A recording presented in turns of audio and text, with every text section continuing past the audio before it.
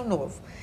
Será que, ao invés de tanta, né, e crítica, não seria o momento de fazer um pacto, né, entre as instituições e levar o Brasil para frente? Quer dizer, o Brasil precisa desse pacto, né, entre todas as instituições, e não são só os poderes, aí, o legislativo, executivo e judiciário, mas todos os poderes que têm alguma participação no desenvolvimento do Brasil, de levar o Brasil para frente com esse presidente que, com todos os seus defeitos, com mala ou sem mala, ele precisa levar o país a bom termo até o final do seu mandato e preparar o país, sim, para eleições seguras, boas, no ano que vem.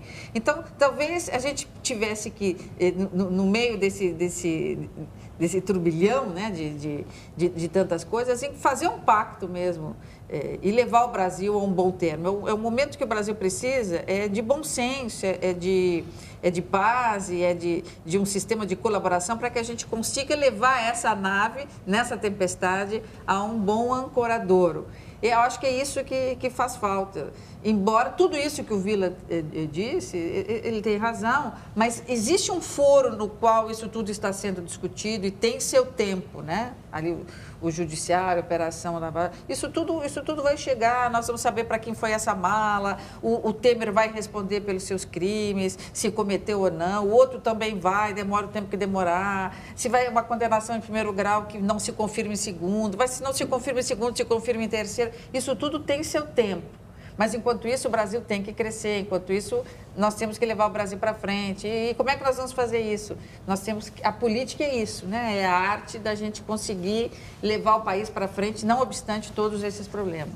Fazer um pacto para o Brasil ir para frente, mesmo que seja com o demônio. É isso. Exatamente. Tá. A política é isso. A política é a gente conseguir, no meio dessa desarmonia, pensar no país e levar o Brasil para frente. Tá bom. Vamos a mais uma pergunta.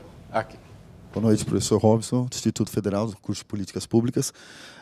Concordo com o pacto, acho que precisa ser esse caminho mesmo, que é o caminho democrático das instituições, mas o professor Vila também lembrou que nós temos um muro aí na frente, né? Então, o governo, com o déficit que tem, a Previdência Pública sendo grande responsável por esse déficit, não aprovando nada esse ano, não aprovando nada o ano que vem, entrando um governo que talvez seja popular e também não queira mexer. Temos tempo? Ou o default do governo é inevitável? O governo federal vai quebrar, vai chegar um momento que ele vai virar um governo do Rio de Janeiro. Há tempo para esse pacto? Essa é a pergunta. Bom, eu acredito que há tempo. Quando se sentam na mesa pessoas de bem, homens de boa vontade, né? Eu acredito que sim. E a fuga é para frente. Nós temos que fazer, não tem outra alternativa, né? Então, nós vamos ter que encontrar um mecanismo de fazer isso, encontrar as pessoas certas e levar o país a bom termo. Como fazer isso? Nós vamos ter que encontrar aí 2 ou 3 ou 4 políticos que consigam fazer esse diálogo. Onde eles estão por aí, talvez mais preocupados em brigar uns com os outros, né? O PSDB, por exemplo, na sua esquizofrenia congênita, não sabe se vai para cá, se vai para lá, se fica no governo, se sai, se fica essa, se entra esse, se sai aquele, se xingam ou não. Ao invés de eles viverem a sua relação, né? Discutir a sua relação sempre interna, eles olhassem um pouco o Brasil e tentassem usar os seus caciques, que tem pessoas tão importantes ali para ver o Brasil, né? Sair de dentro deles e olhar para o país e tentar resolver os nossos problemas, talvez dali saíssem contribuições extraordinárias. Então, talvez a gente tenha políticos potenciais importantes que estão preocupados agora, olhando para o seu próprio umbigo, do seu próprio partido e pensando o que vai acontecer nas eleições de 18, quando o Brasil está precisando deles nesse momento. Vila. A gente não pode fazer pacto com bandido.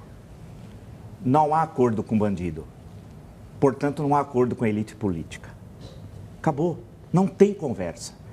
Você não pode sentar e decidir o destino do nosso país, onde nós nascemos, vivemos e vamos morrer, com bandidos. Eu não me sento com as pessoas que dirigem esse país. Eu tenho nojo dessas pessoas. Ponto final. Não há conversa, não é divergência que isso atrapalha o Brasil. O Brasil não anda por causa desses criminosos que tomaram o aparelho de Estado, alguns há décadas. Eles merecem o opróbrio da nação, eles é o asco, o nojo. A gente não deve nem cumprimentá-los, eles não merecem ser chamados de brasileiros. Nós precisamos acabar com o discurso poliana. Nós vamos mostrar que isso aqui é Brasil de brasileiros e brasileiras, que isso aqui é uma pátria, isso aqui não é uma terra de bandoleiros, de sem vergonhas. Essa história que brasileiro tem DNA de corrupto, quem é corrupto é a elite, que é política que é corrupta. Essa elite dos 3 poderes carcomidos, que não servem para nada. Essa república vive, volta a dizer, a crise mais grave dessa história. Não há diálogo com bandidos, com traidores da pátria. Essa que é a questão chave. Ou a gente olha o Brasil como ele é, né? Ou eternamente nós vamos viver numa situação e agora gravíssima, de uma crise política que não termina. Não é possível dialogar com os que nos governam.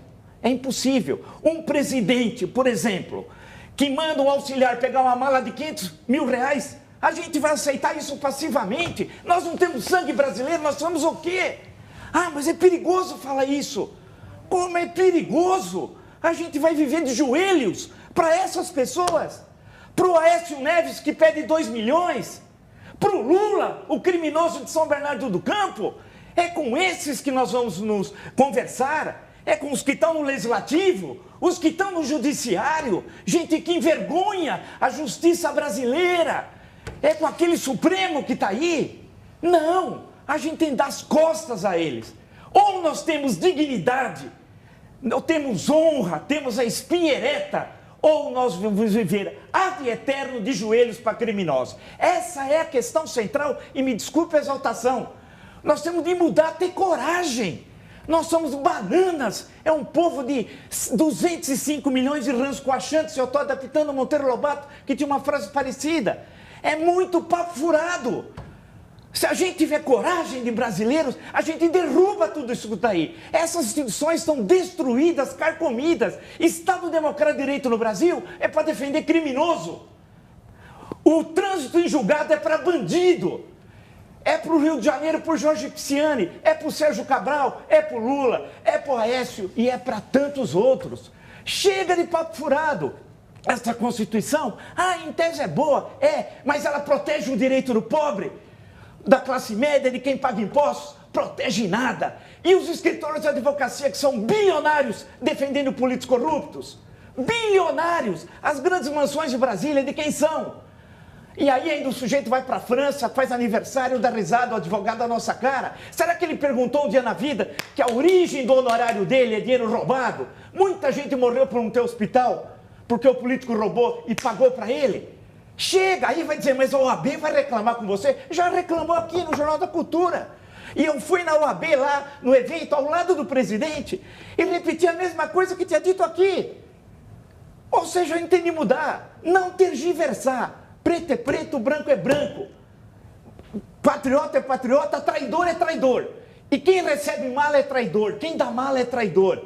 Quem é aliado desse sistema, ou de cor-de-rosa, ou aliado participando diretamente, também é traidor. Acabou. Chega. Ou a gente constrói uma república digna desse nome, ou isso daqui vai ser essa bandalheira ad eterno.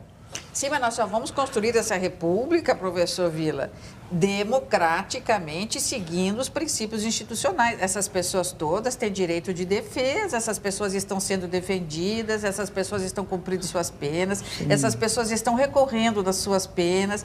Nós temos que seguir um trâmite que nós mesmos criamos a lei, a saída do estado da barbárie, da vingança, da punição, para um estado de direito, um estado do império da lei. Que protege nós Maluf, não podemos voltar a um estado da barbárie, ao estado da vingança, ao grito. Nós temos que manter tudo isso dentro do Estado de Direito. Não, mas Maluf tem um Estado de Direito, tanto que ele é condenado fora do Brasil, não pode sair, senão ele é preso.